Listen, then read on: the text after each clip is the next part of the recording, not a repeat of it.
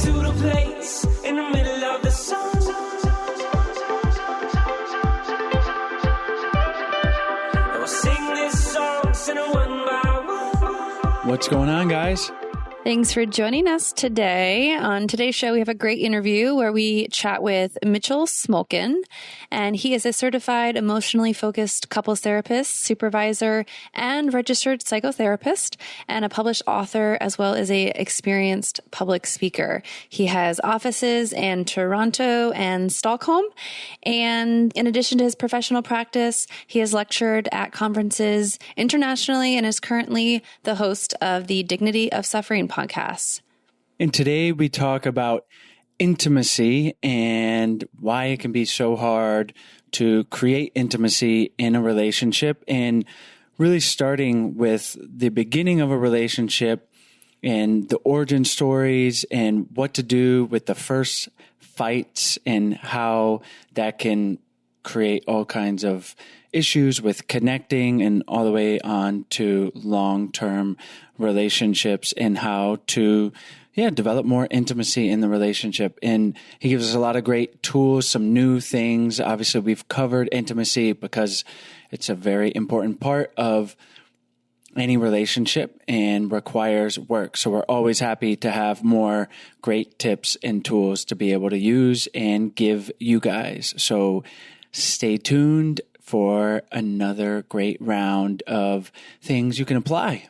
We hope you guys enjoy today's episode. Today's episode is brought to you by our online course, Spark My Relationship. Do you guys want to create more passion, improve your communication, and build a stronger, more intimate connection with your partner in less than 90 days? Yes, sign me up. Then you guys need to check out our online course, Spark My Relationship. It is an online course, like I mentioned, that we created with over 15 therapists and psychologists to bring you guys the strategies marriage therapists teach their clients. We talk about it on the show. Relationships take work. Sometimes they function pretty easily and you coast along, but we've found the reality is you have to do work sometimes and to make them better, to change them so that they're more satisfying for both partners. And you've made it here. You've made it to listening to our show. So you guys probably already know that a little bit, but what you might not know are the specific tools and exercises that you need to create those lasting and positive improvements in your relationship. And like Chase said, change does not happen on its own. It takes hard work. And that's why we created the course. Spark My Relationship is designed to infuse your life and relationship with fresh passion, skills, and wisdom. And it's a self-paced journey that's perfect for turning up the heat, having some fun together, and revolutionizing your intimacy and communication. And just some tools and strategies that the course includes is how to eliminate unhelpful old habits, develop mindful awareness to help improve your stress management, learn healthy and successful communication tools, create a deeper and more intimate bond, and strengthen your couple microculture, which you will find out what that is, in the future together. So for our listeners only, we're offering a special of $100 off the course. Visit sparkmyrelationship.com/unlock to unlock your discount. And there is a 30-day money-back guarantee, so there really is no reason to not give it a try. So go to sparkmyrelationship.com/unlock for $100 off.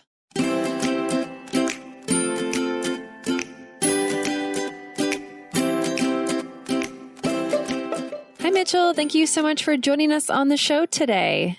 Thank you for having me.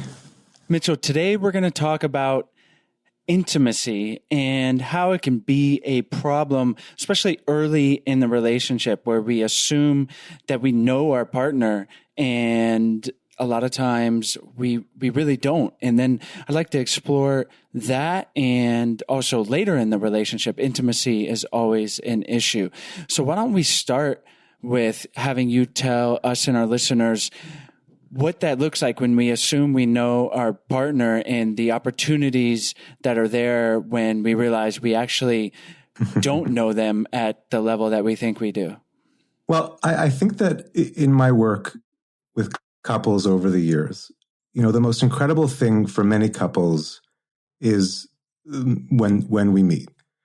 And it's something I love to explore with couples and find out, because of course we all have these incredible stories of what drives us to fall in love, move halfway across the world sometimes, change jobs. I mean, it's incredible what the power of relationships can do. So it also makes a tremendous amount of sense that when couples first experience their first fights or challenges, that this is incredibly scary, because so much of what we base our love and intimacy on are these things that we fall in love with. And, there's that kind of proverbial thing of, my wife, for instance, is very introverted and quiet. And it was one of the first things I kind of fell in love, this kind of dignity in her. And then, you fast forward 10 years and it's like, hey, why aren't you talking to me when I'm trying to talk to you? Yeah. So I just think that something that I want to share, and why I do this work, and, why I've started a podcast called The Dignity of Suffering, is because there's such dignity in these moments when we get scared. And this is really, I think, when relationships begin, in the truest sense of the word. The beginning, of course, is still a relationship, but it's when we all of a sudden hit these roadblocks that you really start to get to know how to take care of someone, because it's only through failure that we begin to know, really, to touch the edges of what makes someone feel loved. So that's, in a nutshell, kind of what I'm talking about when it comes to this kind of first break and fear, when we're like, is this really the person that I met? And of course it is. It's just that we need to, we need to bear with it and learn from these experiences. You said sometimes we can be scared when those first fights happen. And I remember reading one time, it's like, to really get to know a person, it takes about a year. And whatever that means, I know that's a very subjective kind of description, but they had more like objective guidelines to it. But like early in the relationship can be a year in, and we're getting to really know someone. And then you have these first big fights that aren't like the little things. And yeah, that can be scary. So what do you tell people in those moments or leading up to those moments, and how to frame things and navigate that? Well, I think the truth is, I mean, we're all so different, right? And so I don't know. I mean, one of the beautiful things about relationships is the fact that we can't anticipate things. I mean, that's often, I met with a couple this week, and they talked about falling in love, and one of them was surprised by the other one kind of in this restaurant, and noticed them behind them and asked them, if they wanted a drink, and everything just kind of flowed. And it was, it was the being caught off guard that kind of almost like let the other person in and passed, all the person's defenses, and they fell in love. And so what I tell people, and of course it changes with every relationship, but is that we have to slow down, number one. And number two, what I like to talk about all the time is actually just how normal it is. Because I think people are really privately afraid, when you've invested and you've let someone in. And there are all kinds of evolutionary reasons we can go into about why the bedrock of our relationships is really the place where we experience the most profound emotion in our lives. But I think the first thing I do with couples that I meet with is I just normalize it. Because I think a lot of us are just so privately afraid that we've made a mistake, or, these huge dragons come to get us, and sometimes you can't sleep at night, or you feel ashamed. And so the first thing I think that's really important to do is just to understand that we're all in the same boat. And these fears and concerns that we start to have, I think it's something that we all share, those of us that really let someone in, take a risk with someone. So that's kind of the place where I start in many ways. That's so valuable for all areas of the relationship. We just had an interview about sexuality, and we've talked about it before, but it's like it's normal to have issues around the bedroom in your relationship. It's normal to have desire discrepancy. It's normal to have conflict. That's such a important thing that I want to emphasize. So thank you for that. And so let's say, you tell a couple that it's like, it's normal. These are your first fights. Like, congratulations. You are in relationship. It's like, so then what? What's the next thing you tell them once they're internalizing that? Well, to be honest, it kind of depends. It kind of depends where a couple is at. I've had some young couples come to see me, or not even young, but maybe the relationship is young. They walk in my office and they're like, we've been together for 6 months and we had our first fight. We're coming to see you. And I'm like, wow, good for you. I'm like, I wish I knew to go see a therapist the first fight that I had. And, in some ways, if we catch it early, or we, in the beginning can understand and talk about some of the fears that are coming for us. So I don't know, let's say somebody, just to take a hypothetical example, gets a job, outside of the city, and all of a sudden this, brings an anxiety because, the other partner maybe has their family close by and never wanted to move away, and a lot of couples go into what's called kind of a protective dance in the beginning, especially if it's close to the beginning, because it's like, I don't want to hurt you. I don't want to cause conflict. And so all of this gold, meaning like the whole attachment care system, when we start to protect the other person, usually is never discussed. What often happens is that someone becomes really quiet or seems a bit more anxious, and the whole relationship becomes anxious. So if we're talking about a kind of a relationship where this is happening earlier on, and there haven't been years, for instance, of maybe the two people protecting each other, then often it can be easier to do what we call an EFT, or in couples therapy, to work on the reparative cycle, which is that nobody is ever prepared, right? No one's ever, your partner comes home, they're super excited. Maybe they got headhunted or they get a new job. No one can anticipate this moment where they come home and they're like, hey, want to move to New York? Want to move to Europe? No one. So the fears that we feel in that moment, it's totally normal that we shut down. It's totally normal that we're like, I'm so happy for you. Meanwhile, deep down, we're like, uh-oh, like, I don't know if I want to do this. The trick is, if we don't find some time in the process later, after, to come back and to be able to hold the complexity of it and say, hey, I am really happy for you. And I'm also really scared and I don't know how to feel about this.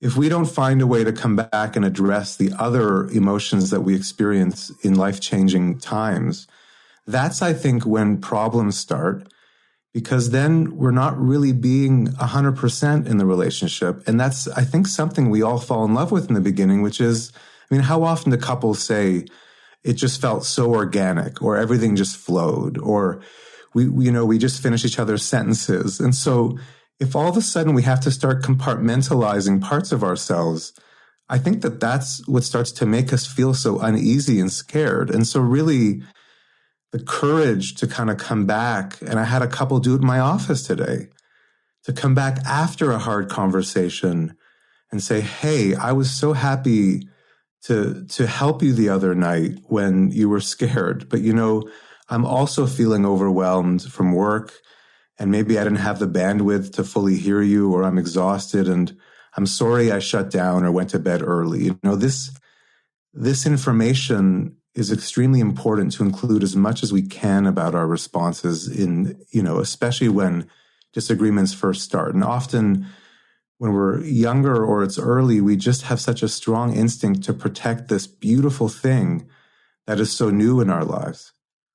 Often the listeners on our show, it's maybe one person in the couple that's listening to the podcast and trying to take these tools from the therapist we interview back into the relationship. So in this situation, let's say somebody has recognized that their partner is feeling very anxious in the relationship and they want to provide them support, but they don't want their partner to get on the defense. How could they start that dialogue with their partner to engage in that conversation and start that process of helping them? Yeah. So I think there's a golden rule when it comes to communication. And to anyone who's listening, and to your point about maybe one partner who listens to this and is trying to find a way to reach their partner, first of all, it's really hard. And sometimes, we've tried all these different keys and none of them work. And so, first of all, I just appreciate the complexity of what it is like to approach somebody about a difficult subject. Because like you said, it is so easy, especially when touching kind of high voltage issues. It's so easy for our backs to go up. And if that's been going on for a while, we get tired. It's hard to know how to reach somebody. What I learned both in my own marriage and kind of my golden rule when I work with couples, it's something that I call the front of the system. And what I mean by the front of the system is that often when we're going into difficult conversations, we're scared. Like you just said, maybe we're worried our partner will feel blamed, micromanaged.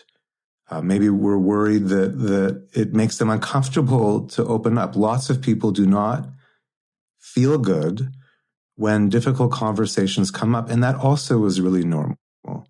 So by the front of the system, and this comes from the neurobiology of emotion, is going in and first opening up about your fears. So it might go something like, hey, I'm afraid to talk to you about this because I know you've been struggling. And I know maybe you've told me that sometimes it could sound like I'm criticizing you or giving you advice. And the last thing I want you to feel is that I'm somehow pushing you away or making it worse. And I'm afraid if I bring this up, you're going to feel like I'm hurting you, and it's the last thing I want to do.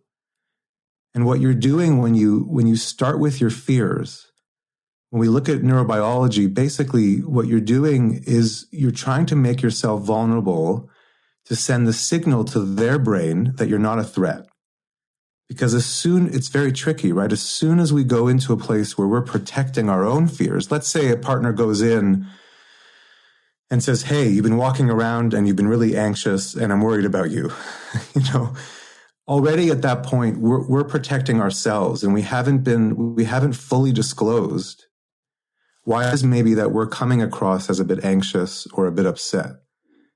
And it doesn't take long. In fact, it happens in milliseconds for our backs to go up. And of course, we've all felt this, those of us that are in relationships, where you just feel like you could go around and around and you don't hear anything. And that's actually what happens when our backs go up. Our earlobes actually shrink when we're stressed, so that we protect our hearing through evolution.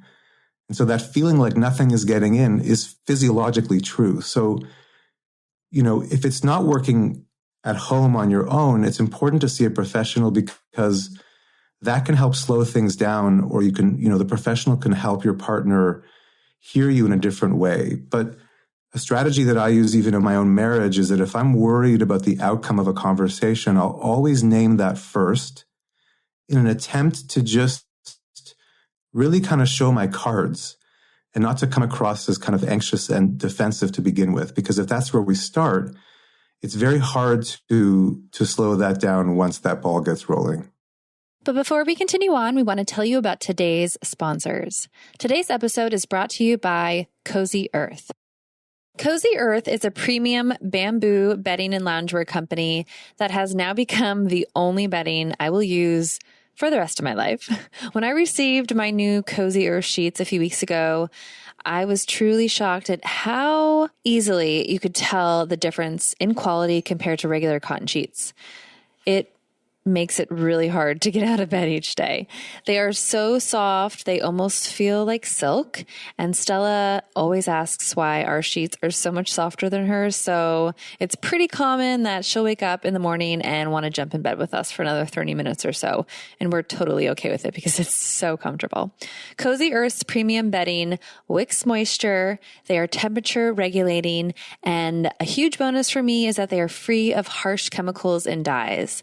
All all of Cozy Earth's products are covered under a 10-year warranty, and they have thousands of 5-star reviews. Cozy Earth is the perfect gift for your someone special or if you just want to treat yourself. So to get 40% off your order, visit CozyEarth.com and use the promo code IDoPodcast at checkout. That's Cozy Earth, CozyEarth.com, and use the promo code IDoPodcast at checkout to get 40% off the most comfortable premium bamboo bedding you will ever try. CozyEarth.com. Today's episode is also brought to you by Headspace.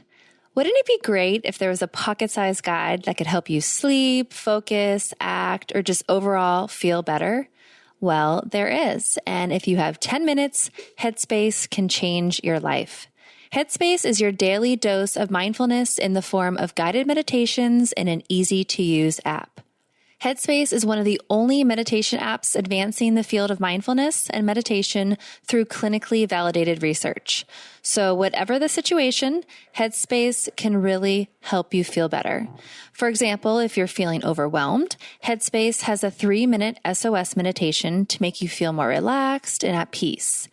And if you need some help falling asleep, Headspace has a wind down session that I love and swear by. And for parents, and this is something we've started to do with Stella, is Headspace has a morning meditation that you can do with your kids. Headspace's approach to mindfulness can reduce stress, improve sleep, boost focus, and increase your overall sense of well-being. We talk about the benefits of meditation all the time on the show and how it can truly transform yourself and help your relationship. I've been using Headspace for years now, and I can honestly say I feel significantly better when I am consistently meditating. I am more patient with Stella. I am more aware of how I communicate and speak with Chase and others around me. And it's given me real tools to better help all the daily challenges life throws at us. Headspace is backed by 25 published studies on its benefits, 600,000 5-star reviews, and over 60 million downloads. Headspace makes it easy for you to build a life-changing meditation practice with mindfulness that works for you on your schedule, anytime, anywhere. You deserve to feel happier, and Headspace is meditation made simple. Go to headspace.com/IDo. That's headspace.com/IDo for a free 1-month trial with access to Headspace's full library of meditations for every situation. This is the best deal offered right now. Head to headspace.com/IDo today. And what you're talking about, and you mentioned it, is vulnerability. And it's such an important part of relationship and helps connect more intimately with our partner and helps them get their guard down, as you shared here, and just evolutionarily. How can someone who has a lot of trouble being vulnerable, how can they start to try to open up? It's a really good question, huh? Just do it, right? It's easy. I mean, it's a process, isn't it? I mean, the fact that the two of you have this relationship podcast and are helping so many people. I mean, relationships, I think, are often a place where we learn to become vulnerable. I mean, I think that, look, one of the greatest, I think, tragedies that people feel is often, you leave your home, you get a job, you get an education, or you want to go out in the world and maybe leave certain things behind or certain emotional environments, and you find your soulmate. And then all of a sudden you're with your soulmate and you feel similar feelings that you felt when you were growing up. And that's like kryptonite, right? Nothing is worse than feeling like you spent all this time and energy, right, working so hard, meeting someone that you felt, oh, finally I'm going to have a safe place to open up. And of course, we're only products of our environment and what we know. So I don't know exactly how to answer your question, except that I think it's worth it.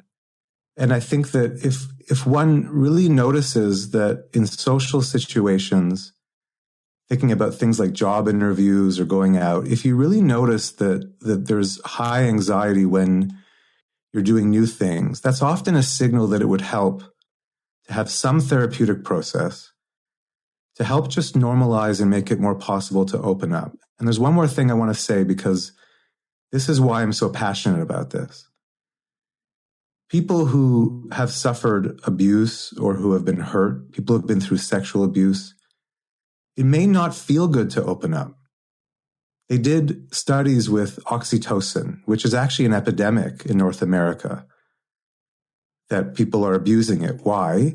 Because it's called the cuddle hormone, and it actually makes you feel social and happy. But for a subset of the population, when you give them oxytocin, they actually feel anxious. And the reason is, if when you were vulnerable before in your past, you were hurt, then all of this talk about reaching out to a friend or making yourself vulnerable is going to seem a little bit strange to you, because you're going to say, no, I don't like feeling vulnerable. When my wife and I went to couples therapy, she did me a great honor by coming, because it really was overwhelming for her. She wasn't used to opening up, and maybe I wanted to keep talking about things after the session, but she'd look at me like, hey, like, that was a lot for me. So I just want to tell your listeners that for some people, becoming vulnerable, even though the word sounds very nice and it's all something we aspire to, can possibly bring up some really difficult feelings.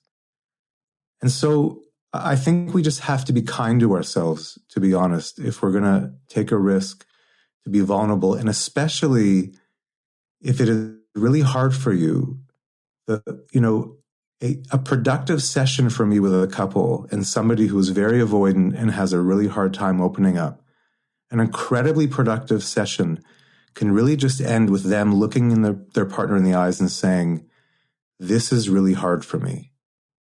I have a hard time opening up. I had a man say it today. He said, I've been fiercely independent my whole life. This is hard for me. And that's enough. It's like the difference between like a faucet flowing, which is for some people, if you get them started, they'll keep talking like me. I could talk about this stuff all day long, versus someone who maybe is more afraid. Not to say that I'm not afraid when I open up. I am too. But it's like actually when you open a faucet and just a drop comes out. And don't underestimate with your partner just how valuable that drop will be. It doesn't take a lot sometimes to send your partner a signal that you're trying. And that can even be just saying to them, hey, it goes too fast for me sometimes. I feel like you're asking a lot from me. It's hard for me to open up. And I think just slicing it thinner to a point where you can actually find even a word or two is enough. And don't put pressure on yourself to mirror or match other people that you see who have maybe more words for their feelings. We all have to start somewhere. And obviously there's a wide range of reasons that it's difficult for people, but it seems like the difficulty in being vulnerable sometimes, it's just a protection mechanism, right?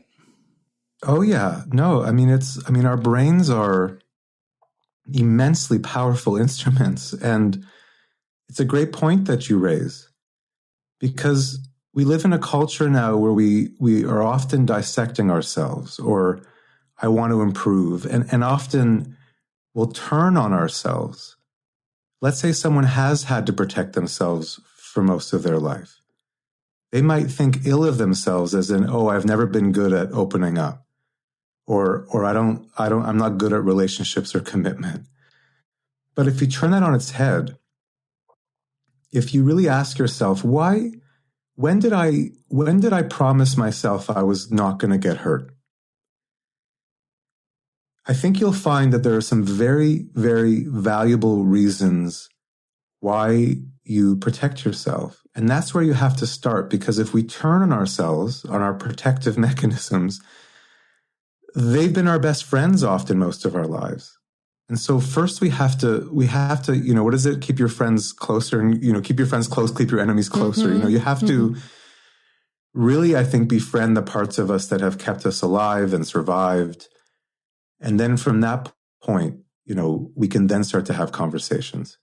But you're right. I think often when relationships first have their first earthquakes, these well-oiled machines go into play inside of us. And it's like, nope, I'm not going to let that person hurt me. And we get very protective very fast. And how can we support our partner if we're someone who it's easy to be vulnerable, but our partner, it's very difficult for them? How can we support them? I'll share something from my own experience in doing that, because I think it's a great question. And,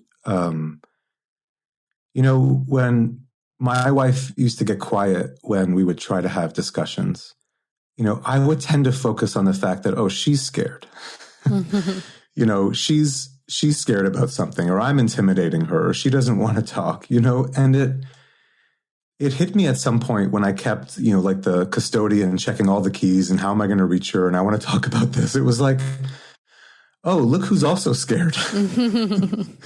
Like the whole reason that I'm checking all the keys is that I'm also ramping up and I also have worries.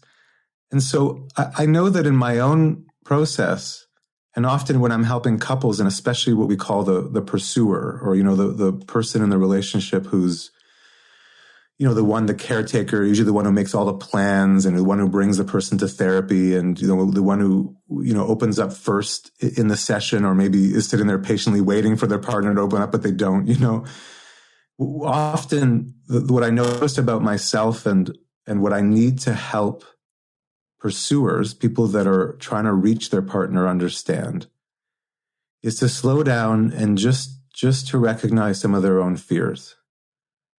Just pull back a little and be like, oh, I guess I also start to get scared about how this conversation is going to go. Because my experience with vulnerability is that it's not sometimes people who can talk a lot or who are pursuing, maybe because they're going fast or they think they know everything about the relationship, that seems like vulnerability, as in, I want to talk. But I'm not so sure if it is always vulnerability. I know certainly for myself that me wanting to have conversations or getting worried was a way that I protected myself. Even if on the surface I convinced myself that I was being vulnerable, it was like, well, no, actually, the vulnerability comes when we're able to open up and say, hey, I get scared too. And that's a very magical moment in couples therapy and in relationships. It levels the playing field, because a lot of partners who are more avoidant or quiet, they end up feeling very stigmatized and put into a box. There's a lot of shame. And they often talk about not being able to be as quick or to open up as fast, or they don't have language that comes to them. And so my advice to myself and others is, just reflect on your own fears. Often you have to help somebody come to you. And that's not easy if we're scared and tired and trying to reach somebody. But I think it, in the end, can be very helpful if we can get there.